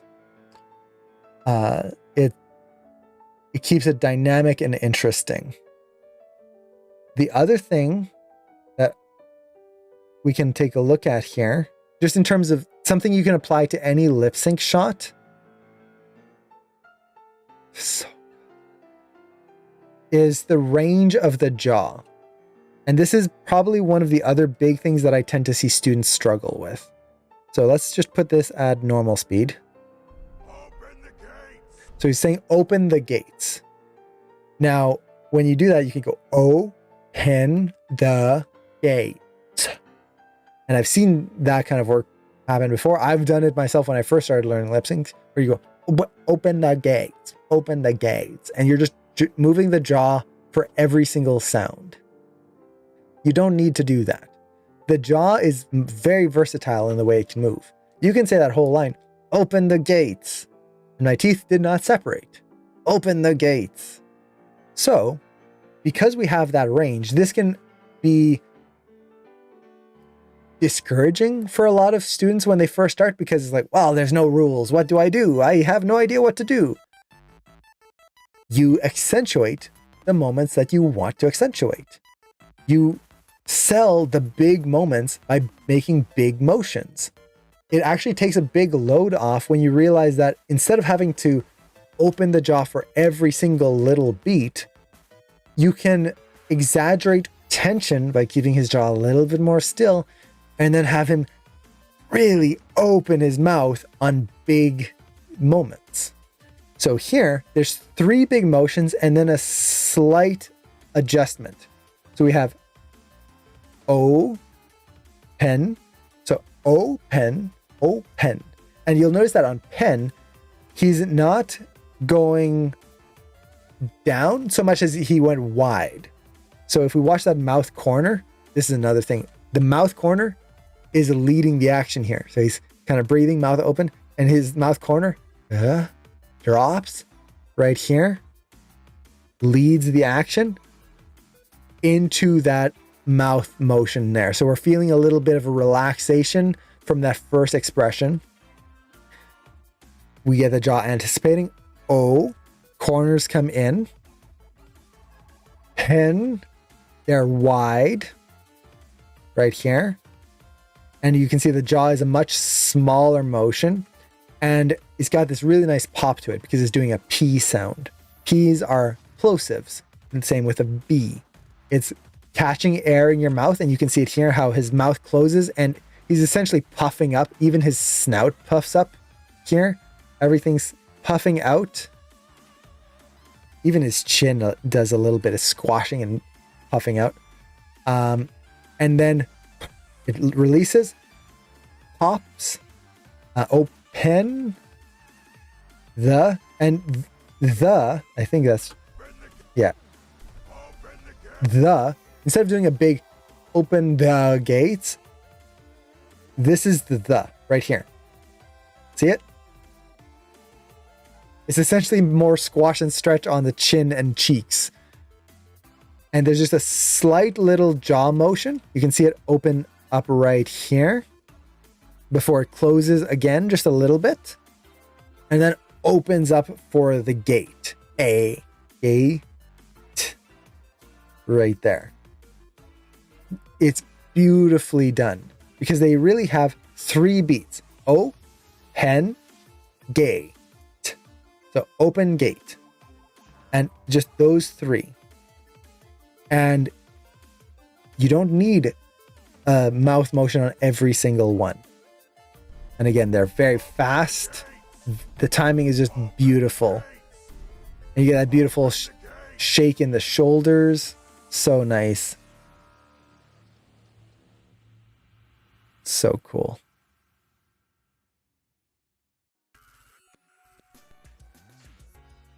I just love this shot. He's so cool. This is probably one of the coolest versions of Bowser I've ever seen. It's so awesome. Let's see. With that, we can call it on this shot. We've gone over for quite a while here. Let's see. It's already been 2 hours.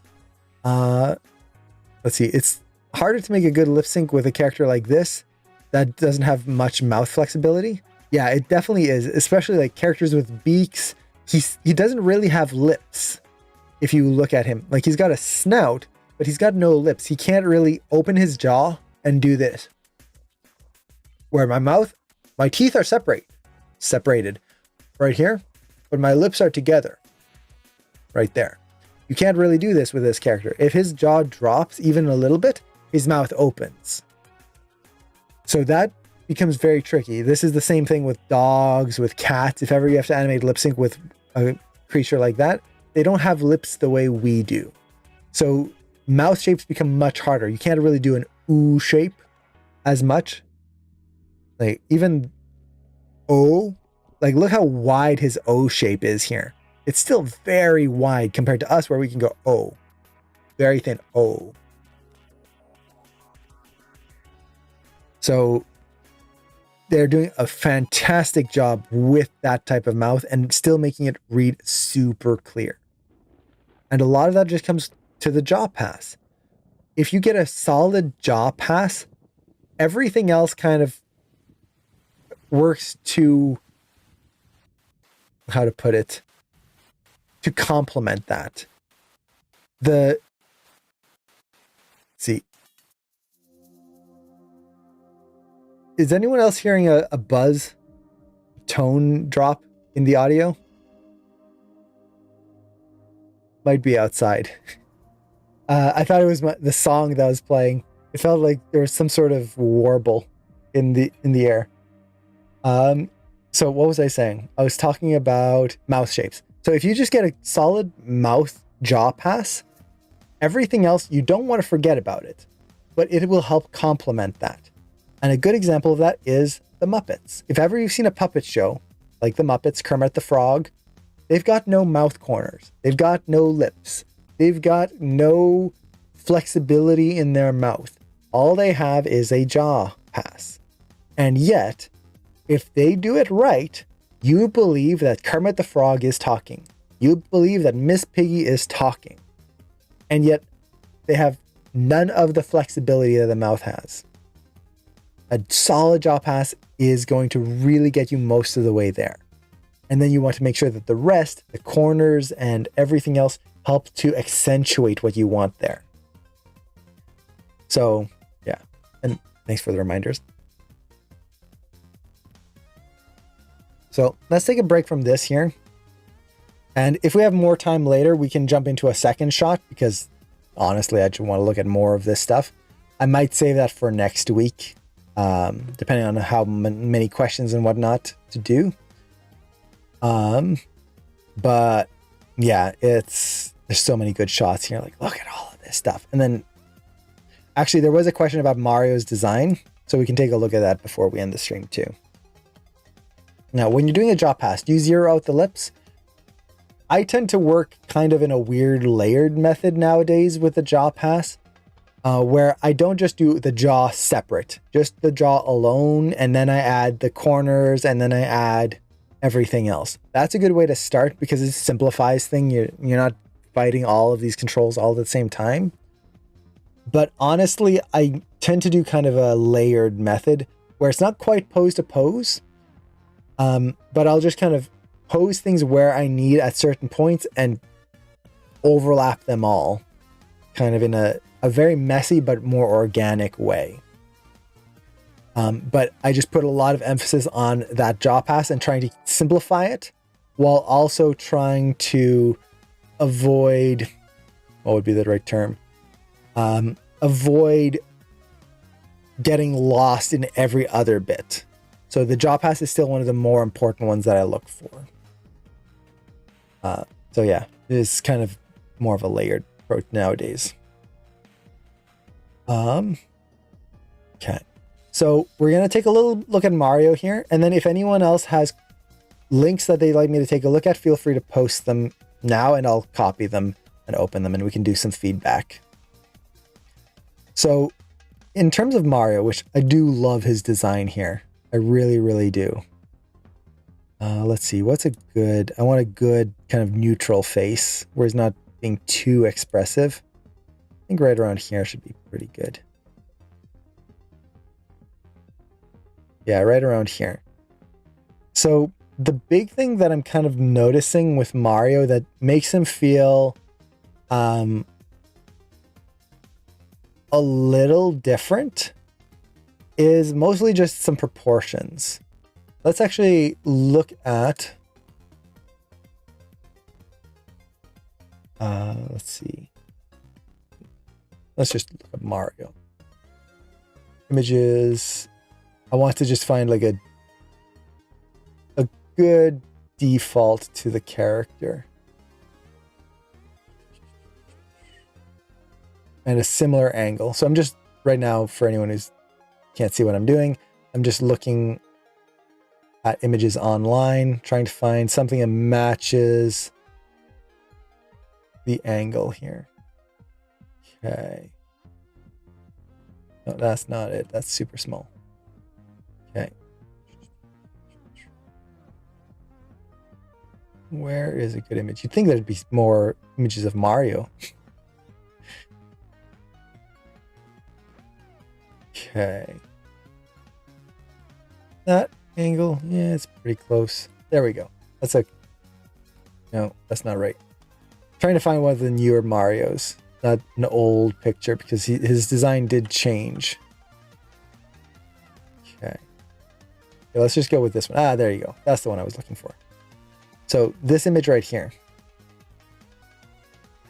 If we look at this, they did a really good job with capturing the feeling of Mario.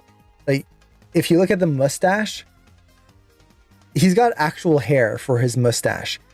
And if you're going to do that, you're not going to get that like wiggle pattern on the bottom of the mustache. It's just going to look weird with real hair because it's going to feel like he shaved it in a weird way. But they still capture that essence right here, where you can see kind of this hint of it. This round shape right here and a little bit right there. And it's just capturing a little bit of that. You still have that hair. Like on the side, you get this kind of two hair lumps, I guess you could say. You still get a little bit of that right here. You're still getting that angle of the hair right there. So when you simplify it down, they're still getting all of those things. Now, what makes them feel different? The biggest thing to me is the eye shape. Mario's eyes are very square with a rounded top. So his eye shapes typically are like this. Whereas here, if you look at his eye shape, it's actually flat on the inside and then round on the outside. So they're pushing a little bit more of this shape in here. And this just helps add directionality in the eyes. Now, is one better than the other? No, it's just a different design. But by doing this, it helps to indicate direction. We get that directionality in this way a little bit more. The other thing, let's see, what else are we getting?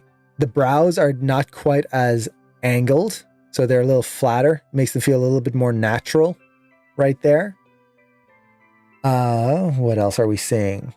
I do like how they kept the oval shape to the pupils and the iris. That is a really nice touch. They could have easily gone with the more, let's do it this here and just gonna do this. They could have gone with a more naturalistic eye shape here, where the eye is actually round and then you have the round pupil in there. Something like that. But instead, if you look at the eye, and I'm exaggerating the shape a lot here, it is very tall. Right there. And that matches Mario's design. He's always had very tall oval pupils versus, or irises, I should say, versus just circles, which would be more normal, natural. So they kept that, which is beautiful.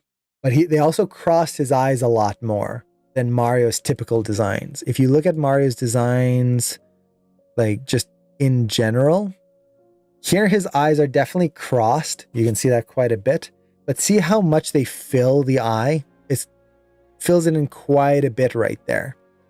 Whereas if we look at like this, the eye tends to just be a little bit smaller within the pupil. You can see it there. So it just kind of gives more white to the eye, makes it a little bit more dynamic in there. Again, this is not to say that one design is better than the other. It's just a difference. Let's see. They're even keeping the silhouette of the face pretty close. in the old design, he does have much more of a chin, whereas here it's just kind of a round shape. So they're really pushing that a little bit more pudgy feeling here. So you can even see here, there's no distinct like cheek, chin. It's just kind of one line right there, which does make him feel rounder. What else? I think there's a shape change in the head. Yeah. So look at the head. See here how it's kind of straight right there, and then it goes into the cheek.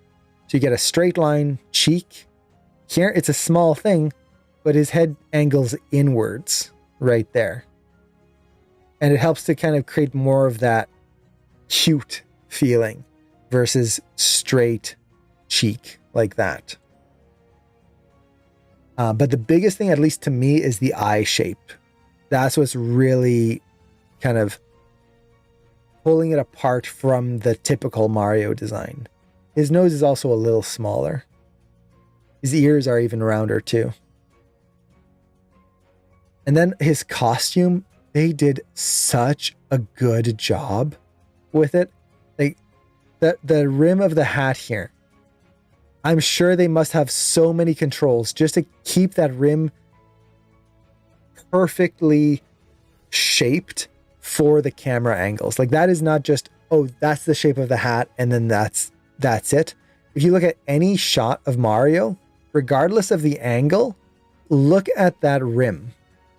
It is always interesting. The line in the center, the line weight of the hat is always kind of leaning forward, and it's just got this interesting, beautiful arc to it. So like right here, the line weight is right around there. So they're definitely shaping the hat for every single pose. I love the details of the clothing. It's that right mix of detailed, but they haven't lost the simplicity. They didn't put every single stitch and seam and every single wrinkle. It's still very basic with just the one gold button on each side, but they added a pocket. They added a collar to his shirt, which is just, it's really nice. Like just that little collar right there. It works. And they kept the gloves really nice. They added laces to his boots, but the sole of the boot is still super simple. It's just really well done. I love the design. It feels like Mario. And the same with Bowser and all the characters. There's slight differences, but they feel right. Yeah, he's got a neck. Now, someone asked earlier, what do I think of the voice for Mario? Honestly, I can't say right now.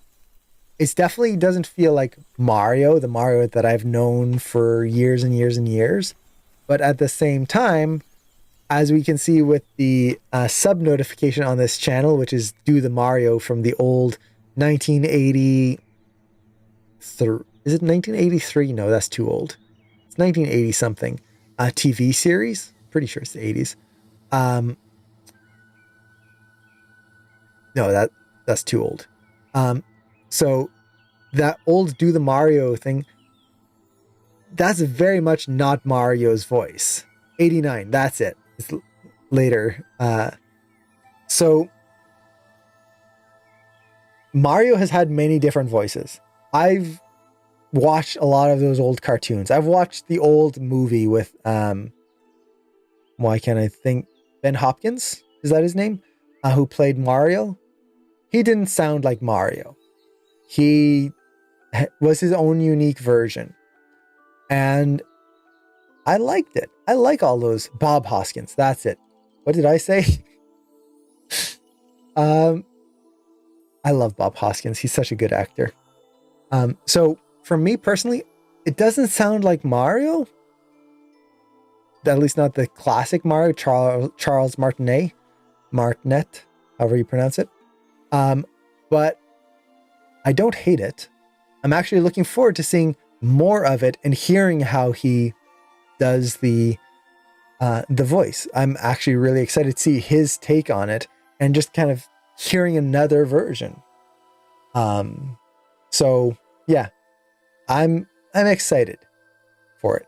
I would definitely agree with people that it doesn't quite sound like Mario, but that's not necessarily a bad thing.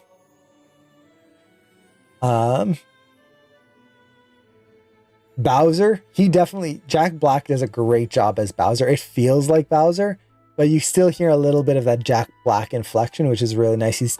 He's not trying to just mimic Bowser. He is putting his own flair on there. So that's really cool. So yeah. With that, let's actually open up the links. Ooh, the Mario anime. Oh, nice. That's awesome. Okay.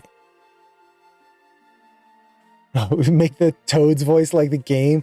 Oh yeah, that's gonna blow people's eardrums. That was probably a good choice, especially if Toad's gonna be talking a lot.